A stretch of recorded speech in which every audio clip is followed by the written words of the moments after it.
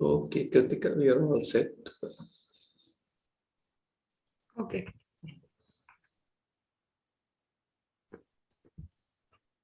Hi, everyone, and welcome back again to the same platform. Myself, Kritika Goyal, and I welcome you all on behalf of Young Indian Theosophists Group to another interesting session of the series of the book Ancient Wisdom by Annie Besant.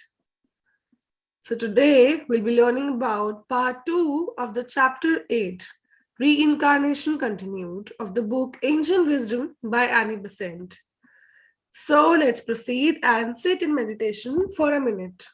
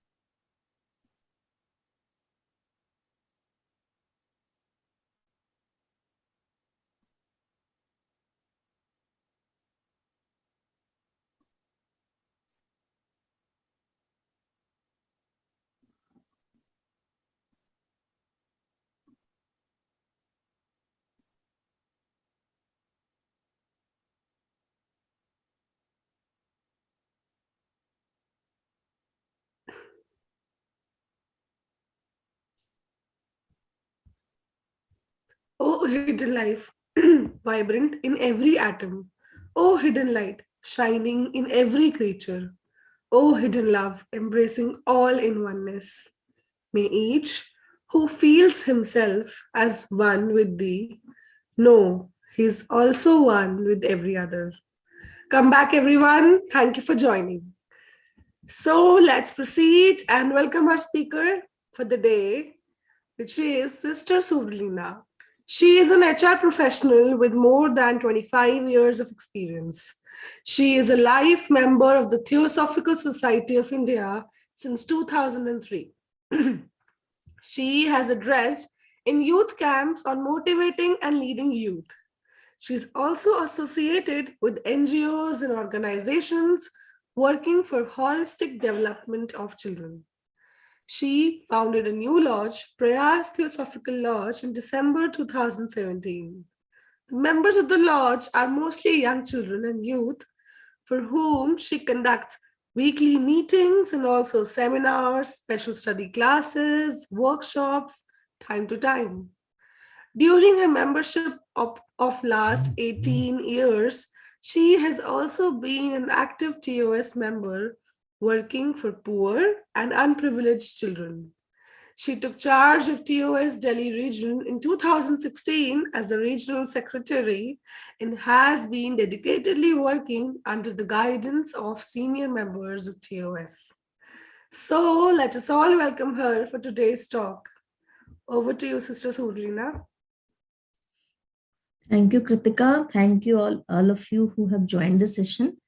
If you have been continually attending this session for last, let's say, 3 times, you would be knowing that we have been reading about reincarnation for last 21 days. When I say 21 days, one day we read, but rest 6 days, we actually contemplate what we read. So for me, it has been a journey of 21 days now to think, talk, contemplate about reincarnation. And somewhere, I'm sure along with me, others would have this experience also, that we are being able to associate our daily experiences, whatever we have read about reincarnation, be it the natural law, be it the evolution process, be it the linkage of all the 7 bodies, or be it even the law of karma. So with that notion, let us start today's chapter. It's chapter 8, Reincarnation Continued, and this is day 2 of the session. Next week, we will move to karma, the new chapter.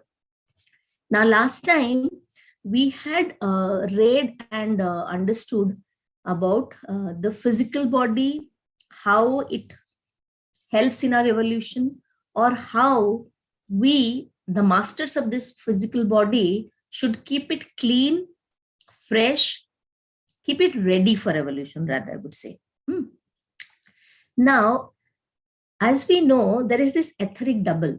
Anyone who has read about man and his bodies, or maybe generally the 7 bodies, would be knowing the etheric double is so closely associated with the dense body. And we cannot see it, or we cannot probably see it as separated, but we feel that, okay, this etheric double is just my physical body.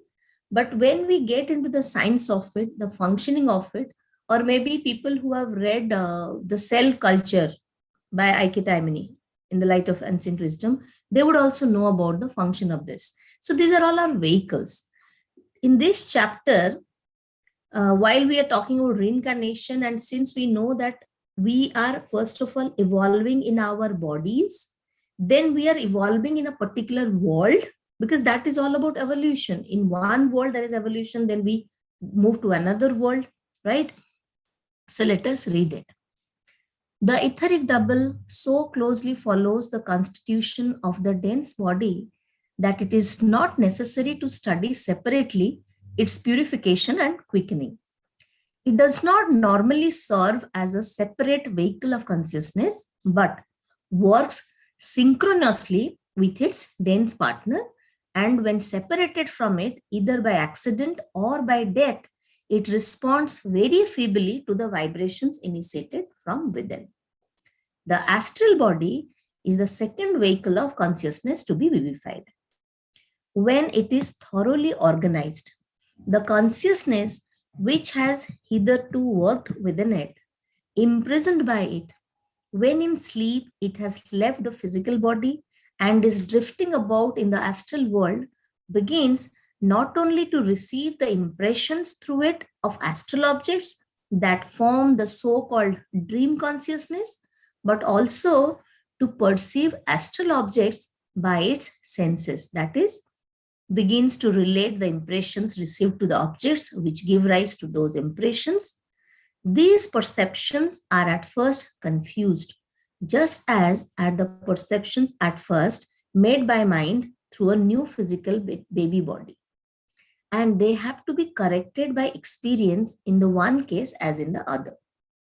The thinker has gradually to discover the new powers which he can use through this subtler vehicle, and by which he can control astral elements and defend himself against astral dangers. Now, let us understand this. If we are traveling, or even if we are just walking, let's say on the road, while I'm walking on a smooth path, and there are no hurdles on the road, and we know the road, we are walking without even looking at the sides, looking on the path, and we are walking smoothly because we know the road. We have already traveled on that. We have already walked on that. Now we reach a place where we don't know the road. Initially, we will take very measured steps to understand, okay, this is a known road or unknown road. How am I walking on it? I can see probably stony path, or I can probably see a brick solid road, or maybe I'm walking on a grass. So with every step of mine on different paths, I am actually regulating my whole physical structure, how to put the foot on the path, or how to move, how to take a step. Should I walk slow? Should I walk a bit faster, or should I run? That is on the path. Now, while I'm walking in different seasons, let's say, if it is raining, maybe I'm walking on the same path, but while it is raining, I will probably take different movements. I might take bigger steps, or I might walk very safely because I know there is a drainage system or there is no drainage system. Are you getting me? So while doing a simple job of walking also, I am taking different measurements, different moves. Similarly, when I'm going to take a food, let's say, if I know that I can digest this food, I'm very okay with, I can consume this much and I can take it.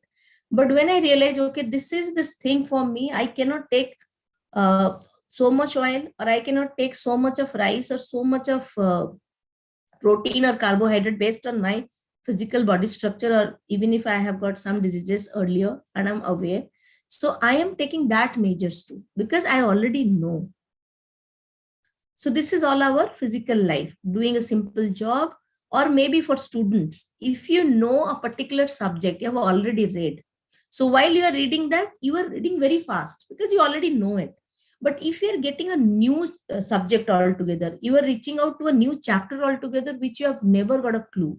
What will you do? You will go slow. You will pause at every sentence. You will pause at every word. This is all our physical activity, and we already know we approach differently. Now, when I am sleeping and I am disconnected from this physical body, I am in my astral form and I am now getting vibrations from other astral objects. I cannot get astral vibrations on this physical body. We know it very clearly. I can only get that astral vibrations when I am in the astral level. I'm using my astral vehicle. Now, first time you experience something in your astral form, you probably are amused, horrified, or you are disturbed. You say, oh, I saw a bad dream, or that was a good dream. Many a times we refer, oh, I had a very beautiful dream, or I had a very horrified dream. The very first time we get such kind of vibrations, such kind of sensations through astral objects in our astral world, we express it out when we come back and we try to relate it. Why did I watch such a dream? Why did I, get such a thought? First time it happens. But the more and more you experience it, you will see, you will not talk about those. Gradually it'll calm down. Correct me if I'm wrong. It has happened with every one of us. Because now we have learned, probably, I would say, learned the art of understanding those impressions. Or we have probably learned the art of relating to those impressions in our astral form. So it neither excites us nor disturbs us. We have now understood a factor that in astral form it's happening, and I have got my astral vehicle which is capturing that, and at its level it is operating. Make sense? Now this is how we need to understand at every level. So far, probably most of us are at this lower 4 levels, which we can experience, which we have experienced, and we have probably understood the evolution of that. The upper 3, few of us who have experienced would probably know it. And since we have not experienced much of that, let us restrict ourselves to this lower 4 bodies. And I'm sure at every vehicle level, at every level of consciousness, we would experience that, how it grows, how it evolves, and how gradually we capture those sensations or vibrations. That is why it says, the perceptions are at first confused, just as at the perception at first made by the mind through a new physical baby body. And they have to be corrected by experience in the one case as in the other. The thinker has gradually to discover the new powers which he can use through this subtler vehicle, and by which he can control astral elements and defend himself against astral dangers. He is not left alone to face this world unaided, but is taught and helped, and until he can guard himself, protected by those who are more experienced than himself in the ways of the astral world. I have heard people going to, dream interpreters. I have also heard people, referring many material about, what is the significance of dreams. I don't know if you've heard of, I have heard people doing this. They go to dream interpreters, they get, want to know about what is this message they are getting in this. Even, I don't know if you all have experienced, I have in my childhood experienced people saying, okay, I'm just, vaguely remembering if you dream of a snake or something like that, you go to a Shiva temple and do some offerings or something like that. Then if you dream of some fire, you do something. There is a, I don't know, like I get confused, but I have experienced that, as in people talking about it and people doing such things. So now when I have read these astral vibrations and astral plane, so these are now questions. What is the link between of experience something in the astral and then translating to it the physical world and then performing an activity? I have big question marks on that. Maybe after this day's discussion, if somebody has got some good scientific or any spiritual interpretation of it, can tell us. So though we have different vibrations and different sensation at different vehicles, probably we are not very clear how are they related to the other level. Yes, there is an evolution happening at that level, at a particular level of it is astral or mental. The third vehicle of consciousness, the mental body, is rarely, if ever, vivified for independent action without the direct instruction of a teacher. And its functioning belongs to the life of the disciple at the present stage of human evolution. Now, when the book talks about the mental body here, and since we know that this is our third vehicle of consciousness, it's clearly saying that this belongs to the life of the person at the present stage of human evolution. That is why we would probably see that in the same family or maybe in the same community, in the same contemporary world, people are having different mental abilities. Somebody is mentally too advanced, genius, and somebody is so dull, so idiotic. The person doesn't even have a common sense, as we say in the common language, but they are all at the same level, in the same school. Even in our Theosophical Society, we would see we all have members, maybe from a same particular time, maybe for let's say I'm from an 18 years here, but then there will be people who are just 2 to 3 years of membership. So it is not about membership. That means it's pretty clear. So somebody is there who could digest a book like a secret doctrine, but then there are people who are struggling with at the feet of the master.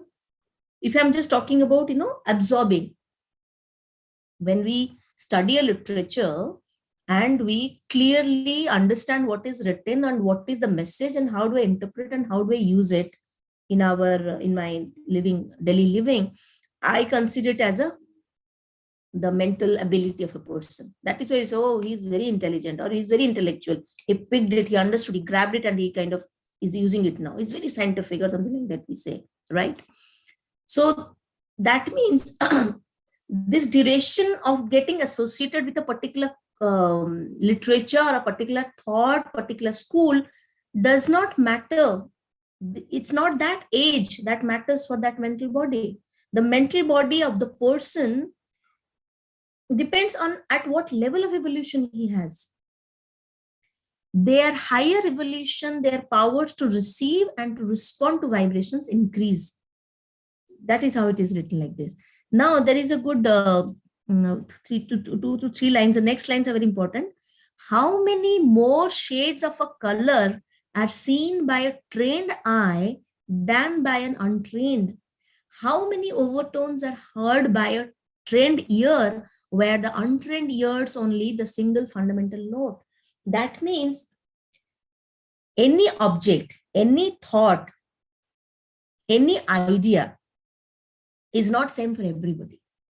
It depends on the person's stage of evolution, the person's ability to absorb, to get connected, to understand. So the higher the evolution, the more the powers to respond to those vibrations. Many of people you would see, they will doze off.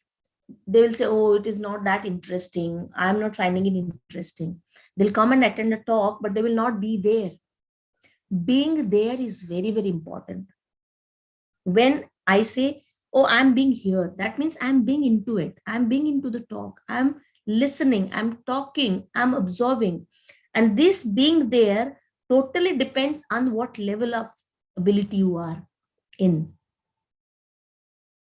That is why most of the, even, you see the students, even, school children, college children, all of us do not study the book with the same passion. Because it depends on what level of evolution they are. Yes, of course. If they cannot absorb it, they cannot grab it. We say the child is dull. We so bluntly say that he's an idiot. He doesn't have common sense. We are so poor in understanding the person's mental ability. Maybe as parents, as teachers, as elders in the family, we scold the child and we don't cope up with the child, saying that, okay, particularly at that pace of evolution he is in, let me be a bit considerate towards him, a bit compassionate towards him. Why do I kind of see that, okay, no, all standard one children will behave the same way, all standard one children should write in the same manner? No, it cannot happen. So we have to be considerate, not about children, maybe with our other family members or maybe our friends. It takes time. I mean, personally, I have also failed many times. I have been judgmental in many occasions, but then at the end of it, I have realized, at least, we also have grown up to understand. Let us not be judgmental. So this book doesn't just talk about evolution or reincarnation. It also talks about healthy practices we should do while, dealing with people, while dealing with literature, while dealing with, people who are on the path, if we say that we are on a path. Okay. Now, here, as everywhere else, we have to remember that our knowledge is not the limit of nature's powers, and that is that in the astral and mental worlds, as in the physical, we are still children, picking up a few shells cast up by the waves, while the treasures hid in the ocean are still unexplored. So what happens? We are probably satisfied. Okay, I got this. Okay, I had been to this seminar or webinar or a meeting. Oh, I got a very good, leaflet. It's so poetic. Oh, I got to learn about the universal prayer or anything that has, pepped me up as maybe a new member or a new learner or a new thinker. Oh, what a brilliant idea, I got it, I'll practice it. So the first 2-3 days we are very excited. Then even we take printouts, we put it on the wall, we decorate our house with so many of leaflets, images, whatever posters we have got from that webinar. But gradually we will observe that we are up to that only. The essence we forgot to explore. Most of the time it happens. We are so excited about attending something, we come back and we say that we got it. But the real wisdom, the real things we need to practice are never ever explored. And then we say, oh, it is not very interesting. That I thought it will be very interesting for me. We lose the real interest there. So we must understand that. That is why it is written, we are still children picking up a few shells cast up by the waves. Okay, we go to an ocean or a sea and we find seashells. We are happy with that. What is there within, hidden in the ocean and still unexplored? The quickening of the causal body as a vehicle of consciousness follows in due course of quickening of the mental body and opens up to a man a yet more marvelous state of consciousness, stretching backwards into an illimitable past, onwards into the reaches of the future. Then the thinker not only possesses the memory of his own past and can trace his growth through the long succession of his incarnate and excarnate lives, but he can also roam at will through the storied past of the earth and learn the weighty lessons of the world experience, studying the hidden laws that guide evolution and the deep secrets of life hidden in the bosom of nature. Now, when we say the thinker, that means the beginner, the new thinker, I would say, masters the art of connecting, masters the art of connecting to the vibration, starting from astral, now the mental, now the causal also. What happens as on the path of evolution, this power also evolves, the power of relating to the vibrations. understanding the essence of things, with that power, the person will master connecting to any past experience which has been stored up. How the past experience are stored up? They are stored up as our qualities. Whoever we see as we say that, oh, he's so tolerant, or he's so energetic, or oh, what a command on language he has. These are all skills. Having a good command over a language to write and express is a skill. Even being tolerant is a skill. If we see that somebody is too tolerant, good patience level, that means over the past days, years, experiences, and past lives, this person has gone through a process where his patience level has grown up. Now he has this particular skill. Even somebody who's able to do an activity precisely and smartly and without error, that is a skill, we say, physical level, right? But where from this skill came? Again, from his past experience and sometimes past lives. We must understand this. If we know it clearly, if we start observing people and start relating to it, to their evolution as well as the reincarnation process, this will bring more clarity. Now the book says, strength and calm and wisdom come to those who are using the causal body as a vehicle of consciousness, and who behold with opened eyes the glory of the good law. When the Buddhic body is quickened as a vehicle of consciousness, the man enters into the bliss of non-separateness and knows in full and vivid realization his unity with all that is. As the predominant element of consciousness in the causal body is knowledge and ultimately wisdom. So the predominant element of consciousness in Buddhic body is bliss and love. Now, how does bliss and love occur to us? We cannot create bliss and love. It will occur to us. We cannot create wisdom. It will occur to us. How does things occur to us? Or how about thinking that why wisdom occurs to very rare people on earth and not on all? For probably most of us are not ready that wisdom should occur to us. Peace should occur to us. Bliss should occur to us. And that is why it is not about knowing the various of levels of consciousness. It is also to know about how bodily I am prepared. My physical body, my astral body, my mental body, my causal body, and all those up. All these 7 bodies, when my channel is not ready, when my structure is not ready, how would I grab that consciousness? I cannot. I might hear a sound of a music which is very nearby, or maybe on a radio or a television, or maybe any other instrument I can play at my house. I probably cannot hear a music which is playing at 5 kilometers from my periphery, beyond that, because, okay, I'm not able to catch it. My ears are not ready. Similarly, I would say, I can think of somebody who is known to me, maybe my father, maybe my friend, my partner, my very old lost friend, or anyone, my child, who's residing in a hostel or something like that. We can probably think about him, and quickly we can, close our eyes and think about him, and we can even feel, okay, now when I'm thinking about the person, I'm feeling good, bad, whatever.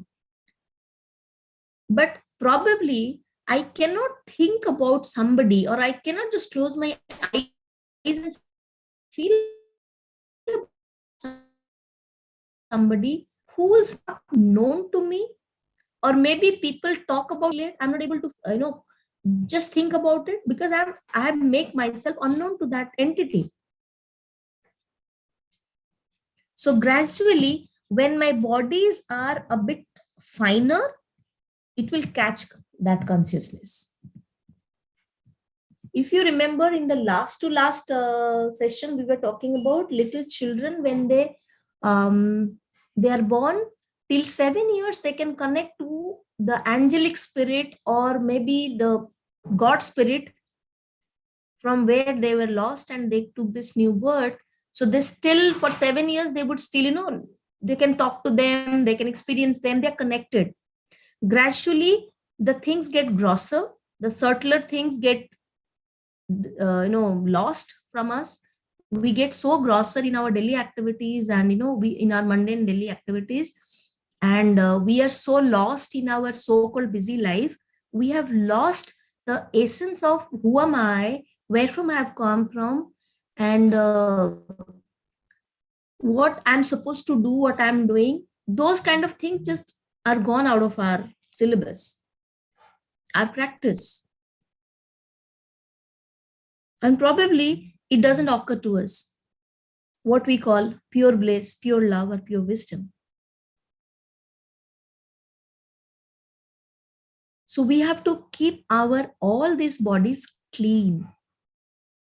How to do it? It's not a topic of discussion here. There are many literature already mentioned, already provided to us, or maybe out of our experience, we know how I keep all these bodies clean. Now, there comes this interesting lines again. The disciple and even the aspirant for discipleship is taught to hold all his powers entirely for the service of the world, and the sharing of the lower consciousness in the knowledge of the higher is for the most part determined by the needs of the work in which the disciple is engaged. It is necessary that the disciple should have the full use of his vehicles of consciousness on the higher planes. As much of his work can be accomplished only by them, but the conveying of knowledge of that work to the physical vehicle, which is in no way concerned in it, is a matter of no importance, and the conveyance or non-conveyance is generally determined by the effect that the one course or the other would have on the efficiency of his work on the physical plane. The strain on the physical body when the higher consciousness compels it to vibrate responsibly is very great at the present stage of evolution, and unless the external circumstances are very favorable, this strain is apt to cause nervous disturbance, hypersensitiveness with its attendant evils. Now, when we are not ready and we are exposed to such a work which has to be operated at a higher consciousness, that is why it talks about causing nervous disturbance. Even people who are not acquainted to sit calm or acquainted to take a pause in life, whenever they are learned, whenever they are taught basics of meditation, they would say, no, it's not occurring to them. They are having pain in bodies, in the lower bodies, in the physical body. They would say, no, I think, it's getting heavy for me. Because the very basic daily practices of keeping the body and probably the mind clean has not happened. That's why it's very difficult for people to meditate for a longer duration.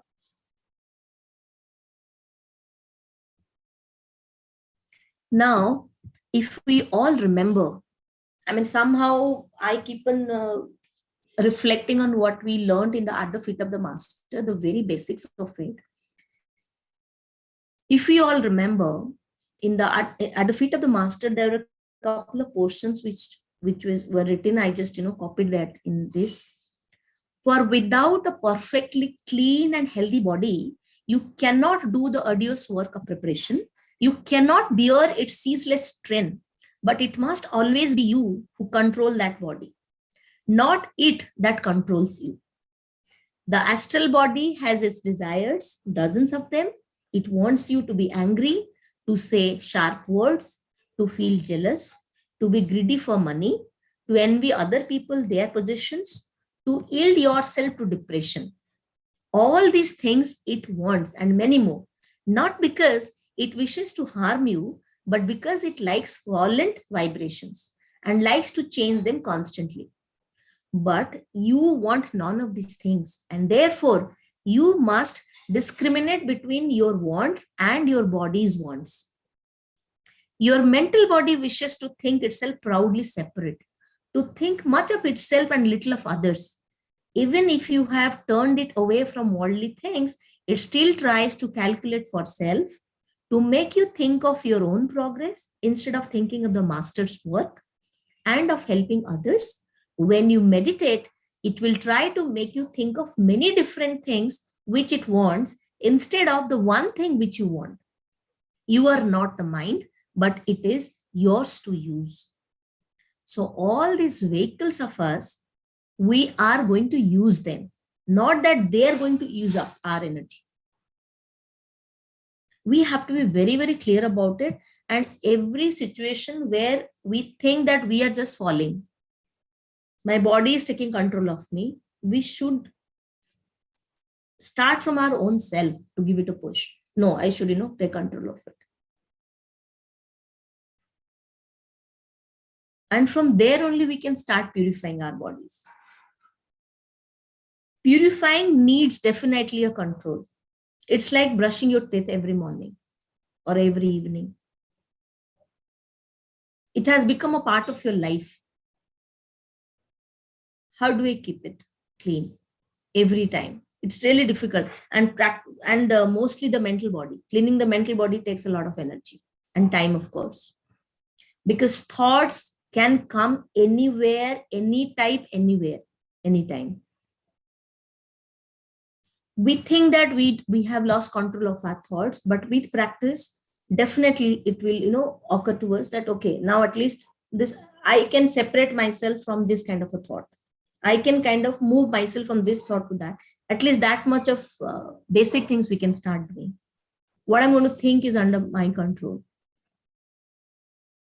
I cannot change people or situations. I can at least change the way I think. Think about people, think about situations. It will take time, but gradually we will grow calmer. Again, the book says the student must begin by practicing extreme temperance in all things, cultivating an equable and serene state of mind. His life must be clean and his thoughts pure. His body held in strict subjection to the soul, and his mind trained to occupy itself with noble and lofty themes. He must habitually practice compassion, sympathy, helpfulness to others, with indifference to troubles and pleasures affecting himself. And he must cultivate courage, steadfastness, and devotion. In fact, he must live the religion and ethics that other people, for the most part, only talk. Whatever is taught to us, whatever people talk, either we can talk about it or we can live it. Whether we have to live it in our daily practice or whether we can only talk, that is our choice. By a daily practice of concentration on some difficult or abstract subject or on some lofty subject of devotion, this concentration means the firm fixing of the mind on one single point, without wandering, without yielding to any distraction caused by external objects, by the activity of the senses, or by that of the mind itself. I'm sure most of us sitting here are doing their bit of things, they already know it. If we continuously are doing it, we are actually helping the evolution to grow faster.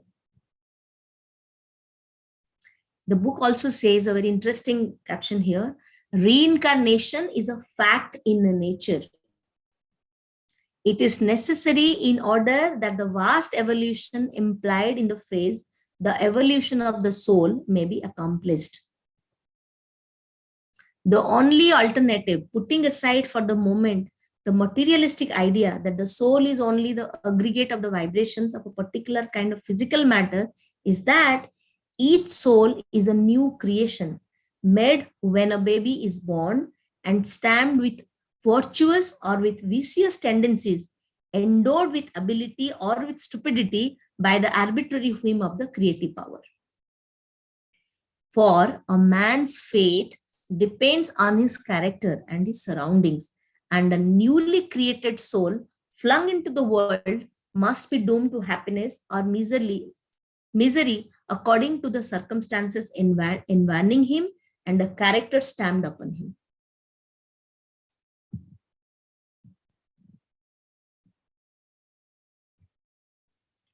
Now, it also says the ancient wisdom teaches indeed that the soul progresses through many worlds, but it also teaches that he is born in each of these worlds over and over again until he has completed the evolution possible in that world. The worlds themselves, according to its teaching, form an evolutionary chain, and each plays its own part as a field for certain stages of evolution.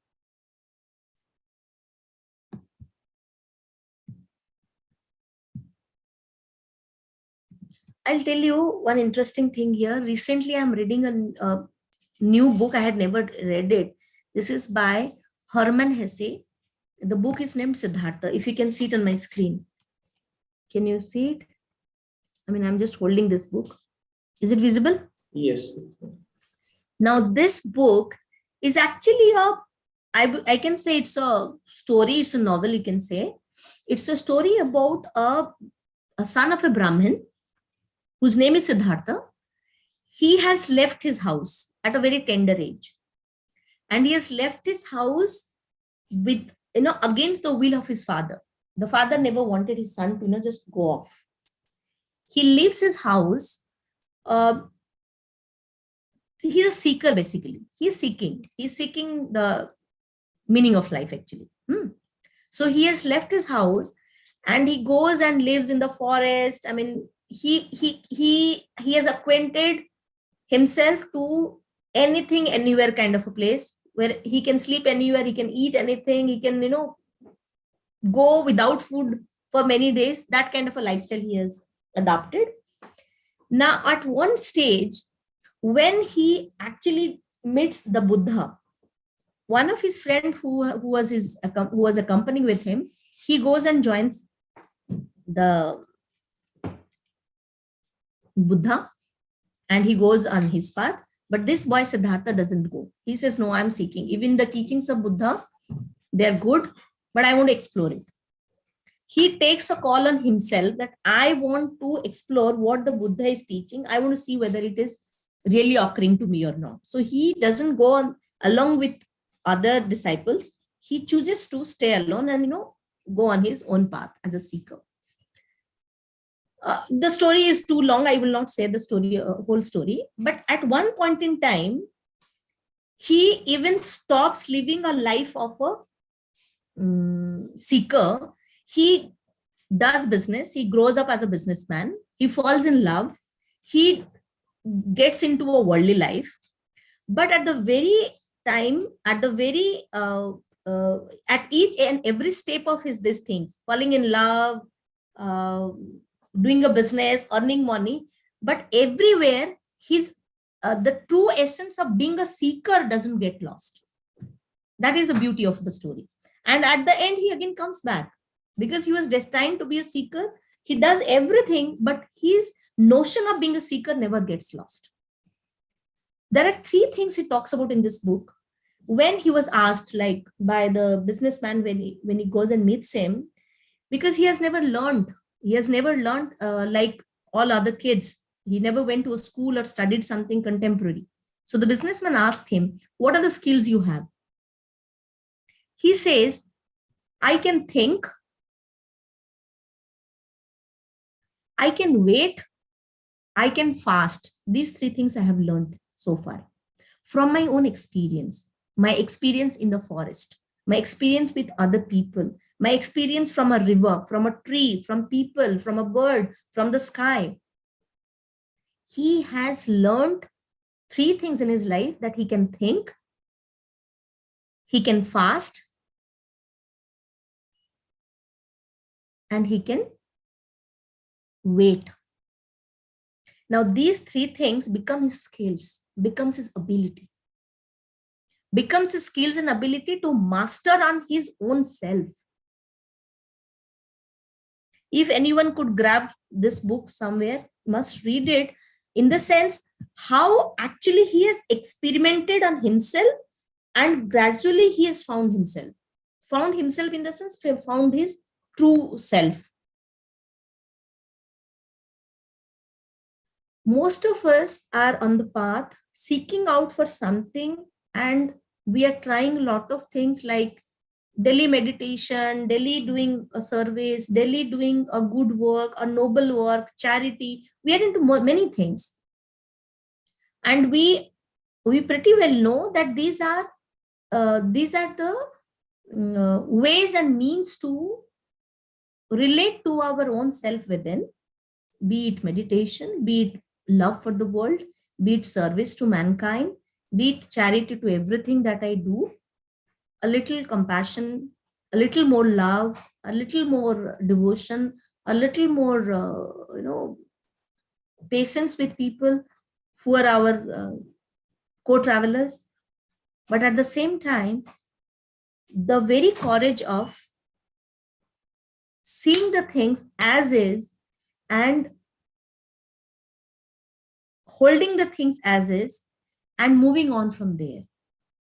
That will help us in our not just purification, but development of our higher bodies, I would say. We are restricting ourselves only to this physical or maybe bit of mental, lower mental bodies. Now, if you even refer the book by Annie Besant, which he wrote about reincarnation, she also says in the book that if we restrict ourselves to, okay, I have come to this kind of a family, and this is my atmosphere and surrounding, so I can only evolve this much. So this is not a restriction. There is something called law of heredity. So by that law, certain things have come to me as my habits, manner, or maybe my skills. But that can never restrict my evolution. If I could read those words, she writes, reincarnation ignores the law of heredity. On the contrary, it enforces it on the physical plane. It admits that the parents, in giving the physical material, stamp this with their own signet, so to speak, and that the molecules built into the child's body carry with them the habit of vibrating in definite ways and of associating themselves in particular combinations.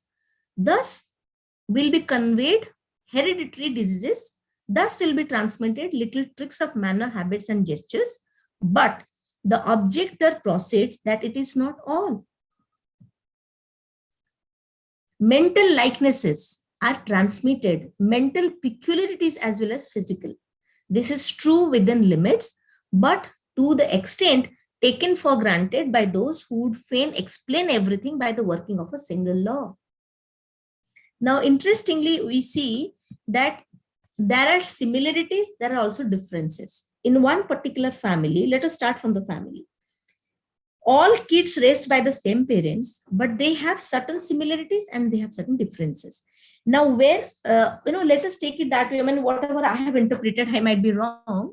Similarities where I would see, or which we say that, okay, this is hereditary. Similarity in behavior, our looks, our manner, even the way of thinking, the way of expressing, the way of dealing,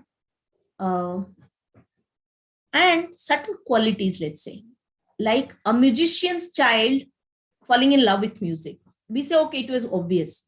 They had music in their blood. People say that. Now, whenever we find there is a similarity or a likeliness, that means the child has been given an environment so that that particular skill could be enhanced. So let us take it that way. So whichever is happening, we think that it is only hereditary.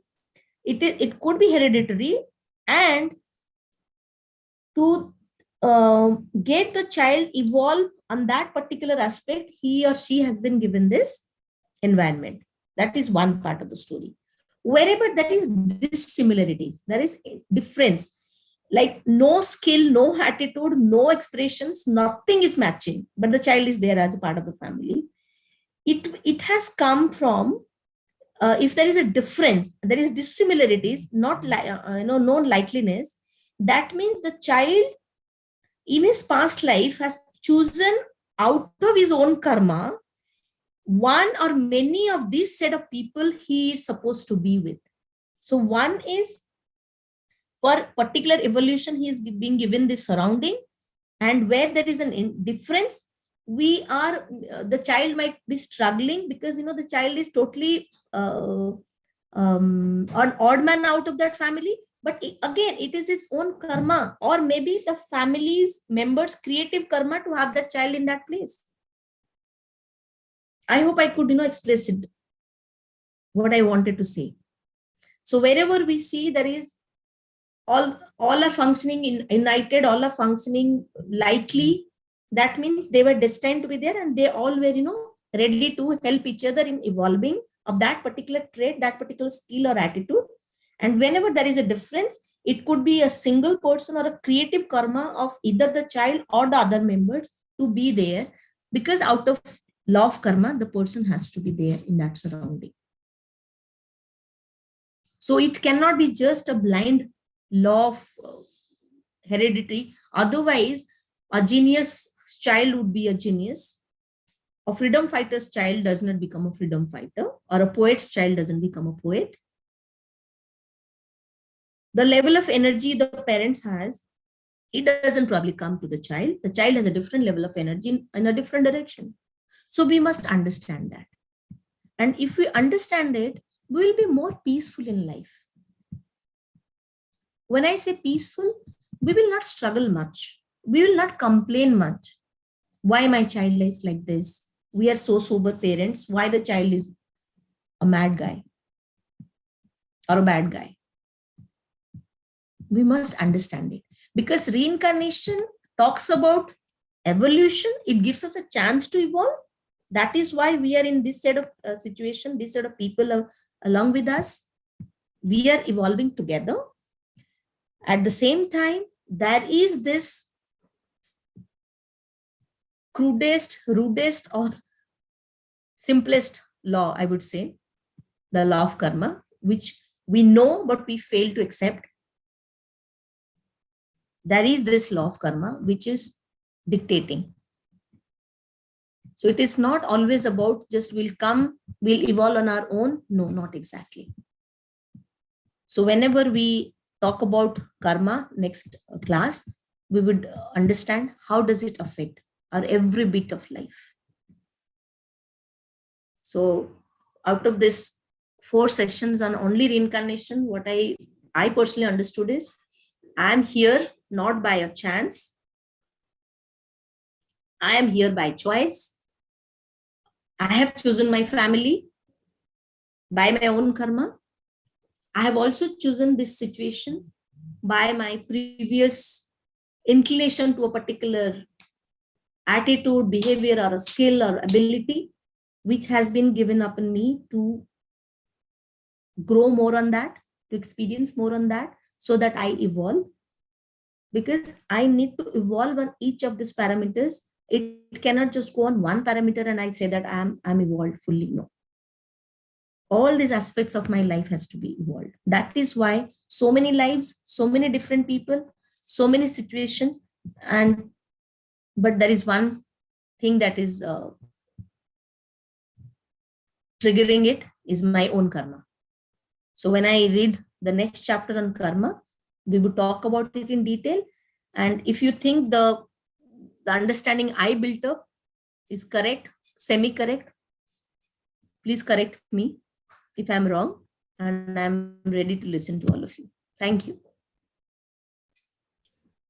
Thank you so much, Sister Suvralina. So let us quickly open the forum for questions, answers, or any suggestions.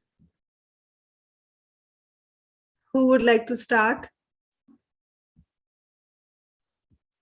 I would just like to congratulate Sister Suvralina ji for explaining in such a nice manner with so many examples.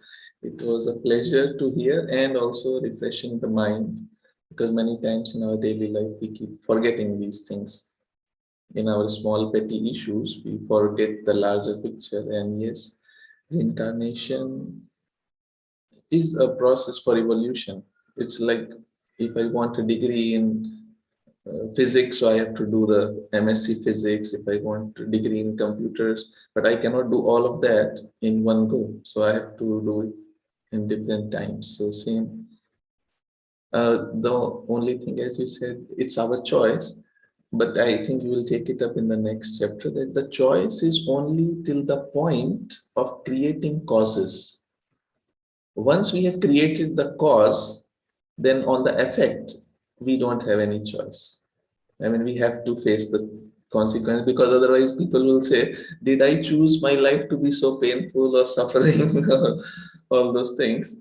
So we have the choice in creating the causes, but once the consequences comes, we don't have any more choice. So it's a double-edged sword. Just, but thank you so much for explaining so nicely, Suvralina ji. Thank you so much. Okay, so is there anybody else for any question or any suggestion or any comment? Yeah, I'd just like to tell everybody that there is a website called the Z Library, Z Library, where you can download books for free. And I just checked that Siddharth is available by Herman Hesse.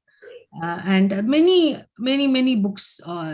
If you're interested, there are numerous theosophical books available, unknown literature is available for free. But you have to become a sort of, then it's a free membership. You have to put your email ID and stuff, and then you can download the PDF.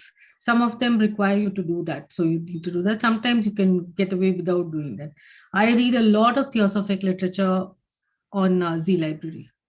So it is only Z or Z or Z? Only Z. Z Library. Just Z. Ma'am, if you could share the link in the chat box. Yeah, I'll do. Oh, thank you. Thank you, ma'am, for such nice information. So is there anybody else, or shall we proceed? You may like to announce the program for 5 p.m. today. People who are here can attend. Yes. Yeah. Shikhar Bhaiya. Okay. Today, yeah. Thank you, Suvralina ji, for reminding. Today evening at 5 p.m. Pragyasya Studio, we are having this devotional meet, and it is open for all.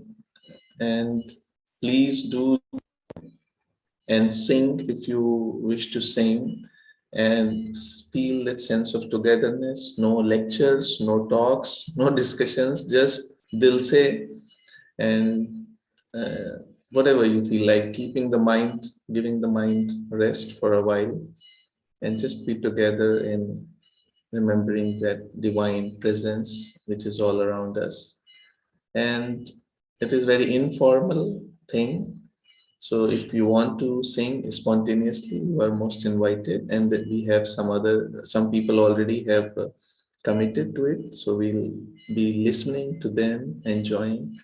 And also it's kind of a Shraddhanjali, a remembrance of so many of our senior members who have passed recently, who were like really stalwarts of theosophy. I mean, not just in giving lectures, but also in their daily life. So please do join, and looking forward to see you all at 5 p.m. today. Thank you so much. Thank you, Brother Shikhar. So we'll join at 5. Yes, and just spoiler alert that Kritika ji and Suvralina ji is also singing in that. Okay, thank you. The new member, Dr. Kevin Lawrence.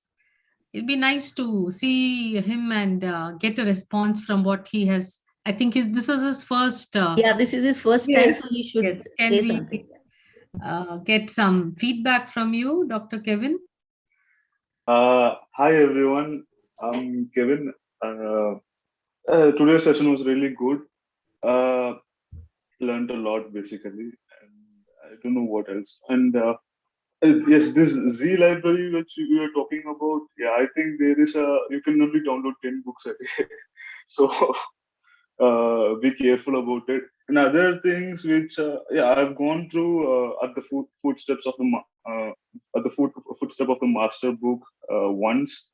So yeah, which Suvralina ji, which she was talking, I was able to recollect the points which Krishnamurti was talking about, and the analogy she gave that we are the children picking up seashells on the seashore, which makes a lot of sense. Which when you sit and think about it, and I don't know what to talk much because I'm actually last time I've heard about astral. Our people never talk that much about this astral things. So last time, which I was very little and I was reading this book where this guy met this Baba Mahavatar, a guy who sits like this. I don't know his real name. So he didn't go there physically. He like went with his astral body and met with Baba. So this is my what to say. This is my base, the understanding which I do with the understanding which I have with the astral plane, or like that much. Like, and we do meditate on the planets and stuff, but other than that, I don't have much knowledge on the astral plane. So thank you for giving me the basics and explaining. And Okay, for thank you, Dr. Kevin, on 6th of February, that means coming Sunday, as Kritika said, no, we are a young lodge. Prayas Theosophical Lodge is a lodge of young members. So 4 of our young speakers are actually doing this at the Fit of Master book, 10 minutes each. There are 4 qualities mentioned in that book, if you remember: discrimination, desirelessness, good conduct, and love. Shikharji, I'm also telling you, if you could be there. Kritika is moderating, and our 4 of our young speakers are actually taking up for 10 minutes each for each quality. Okay. Very So, good. so you may attend that. I'll share the link in this group also, Young India. So Shikharji, if you're available, in fact, if you're available to moderate, maybe we will love to do that. Otherwise, Kritika, okay. would you like to moderate on 6th? Moderate, I think not yet, because I'm still having that, you can sense in my voice, not fully recovered. Okay, so okay. yeah. So all of you should attend that because young speakers are talking about at the Fit of Master in 1 hour. So Kevin also should attend. Okay. Okay. And just to confirm, Dr. Kevin, you are MBBS doctor, no? No, I'm a PharmD guy. I finished my PharmD, doctorate in pharmacy. Yeah. Okay. Just want, because there are a lot of text in secret doctrine which is related to biology and how the biology of a human being is, I mean, the scientific aspect of spirituality and evolution. So we have very few doctors. I think for especially doctors or people of this field, there is a lot of scope to research and bring those things to normal people. So just that's why I was asking. But looking forward to hearing you and seeing you again in future. Nice to have you. Thank you. Thank you. Thank you, Dr. Kevin. So let's proceed if anybody has any other doubt or suggestion. Otherwise, I'll simply proceed because it's time. Okay, so we'll proceed. So let us sit for meditation and absorb all the new things we have learned today.